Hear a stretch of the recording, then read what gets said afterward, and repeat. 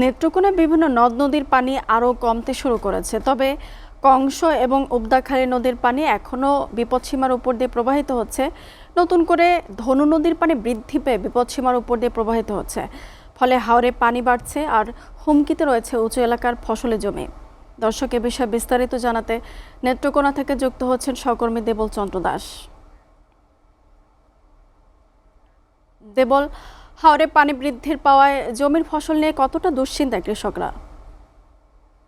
আপনি যেমনটি বলেছেন, আপনি জানেন যে নেত্রকোনার নদ নদীর পানি কিন্তু অনেকটাই কমতে শুরু করছে। যেটি ১১০ সেন্টিমিটার ছিল, সেটি এখন দাঁড়িয়েছে ৫০ সেন্টিমিটারে, প্রায় 50% কিন্তু পানি কমেছে। তো তারপরে কিন্তু পানি যে হাওরের যে পানি, হাওরের পানি কিন্তু কমতি নেই।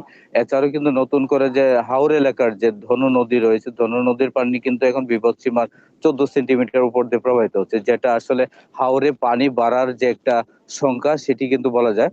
তো আমার পিছনে দেখতে পাচ্ছেন যে আসলে এই যে পানিতে কৃষকরা ধান কাটছে, আসলে কলা গাছের ভেলা তৈরি করে তারা কিন্তু ধান কাটছে, এবং এছাড়া বিকল্প কোনো পথ নেই। অনেকেই আসলে পানিতে ধান কাটতে গিয়ে আসলে ঠান্ডা এবং বিভিন্ন যে ঝুঁক রয়েছে, আসলে বিভিন্ন কারণে কিন্তু তারা ধান কাটতে পারছে না। এছাড়াও যে আরেকটি বিষয় আপনাকে জানিয়ে রাখছি যে আগে যে হাওর এলাকায় যে আমাদের ৪১,০০০ উপরে ছিল, হেক্টরের উপরে ছিল হাওর এলাকার ধান, সেটা কিন্তু প্রায় ২৯,০০০ হেক্টরের মতো কাটা হয়েছে। সার্বিক কিন্তু যে নেত্রকোনা জেলায় ১,৮৫,০০০ হেক্টর জমিতে কিন্তু বোরো আবাদ করা হয়েছে। তার মধ্যে ৭১% ধান কিন্তু কাটা হয়েছে। বাকি সব কিন্তু এখন পর্যন্ত কাটার বাকি রয়েছে। অনেক জায়গায় কিন্তু পানির নিচে নিমজ্জিত হয়ে যাওয়ার কারণে কিন্তু ইতিমধ্যে কিন্তু অনেক ফসলি জমি কিন্তু নষ্ট হয়ে গেছে। পাকা ধান নষ্ট হয়ে গেছে, যেগুলো আসলে কৃষকদের জন্য অনেক বড় ধরনের ক্ষতি। তো এছাড়াও শ্রমিকের অভাবে কিন্তু ধান কাটতে পারছে না কৃষকরা, যেটা আপনি দেখতে পাচ্ছেন আমার পিছনে যে অবস্থা। আসলে একটা হাওরের যে বর্তমান যে নেত্রকোনার হাওরে আসলে খুব নাজুক অবস্থা, ধান ধান নিয়ে কৃষকরা আসলে বিপাকে পড়েছে।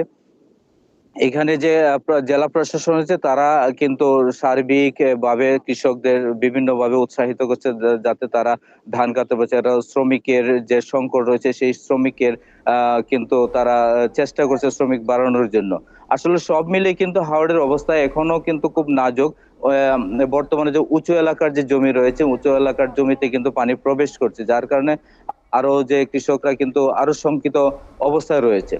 তো যদিও বন্যা হওয়ার এখন পর্যন্ত কোনো পূর্বাভাস আমরা পাচ্ছি না, তারপরে কিন্তু পানি বৃদ্ধি যেভাবে বাড়ছে, আসলে ফসলি জমির ক্ষতিটাই সবচেয়ে বেশি হচ্ছে। তো আমার কাছে নেত্রকোনা থেকে এই ছিল সর্বশেষ পরিস্থিতি। পরবর্তীতে আপডেট জানিয়ে দেওয়ার চেষ্টা করব। দেবল, আপনাকে ধন্যবাদ।